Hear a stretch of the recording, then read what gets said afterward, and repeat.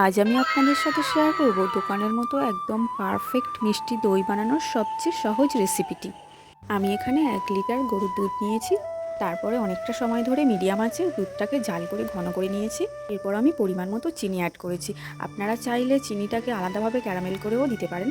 এরপর দুধটা নামিয়ে নিয়ে কুসুম গরম হওয়া পর্যন্ত অপেক্ষা করতে হবে। এরপর আমি এখানে 100 গ্রাম দই নিয়েছি। দইটাকে ভালো করে ফেটিয়ে উষ্ণ গরম দুধের সাথে মেশাতে হবে। মাটির পাত্রে দই বসালে খুবই ভালো হয়, কিন্তু আমার এখানে মাটির পাত্রটি খুবই ছোট ছিল বলে আমি আরও একটি বড় পাত্র নিয়ে নিয়েছি। দইটা প্রথমে নিয়ে আমার যে পাত্রে আমি দই বসাবো তার গায়ে ভালো করে লেপে দিয়েছি। দিয়ে তারপরে উষ্ণ গরম দুধের সঙ্গে বাকি দইটা ভালো করে মিশিয়ে নিয়েছি। একটা কথা মাথায় রাখতে হবে, এখানে কিন্তু দুধ ঠান্ডা হলে চলবে না, উষ্ণ গরম থাকতে হবে। এরপর উষ্ণ গরম দুধ আর দইয়ের মিশ্রণটিকে আমি যে পাত্রে দই বসাবো সেই পাত্রে ঢেলে নেব।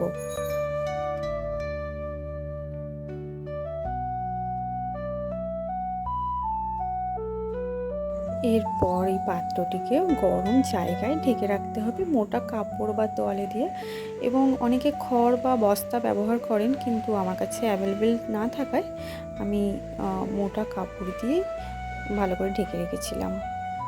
10 hours later. প্রায় 10 ঘন্টা পর দই একেবারে রেডি, তৈরি হয়ে গেল বাড়িতে বসেই দোকানের স্বাদের মিষ্টি দই। আপনারাও বাড়িতে ট্রাই করবেন।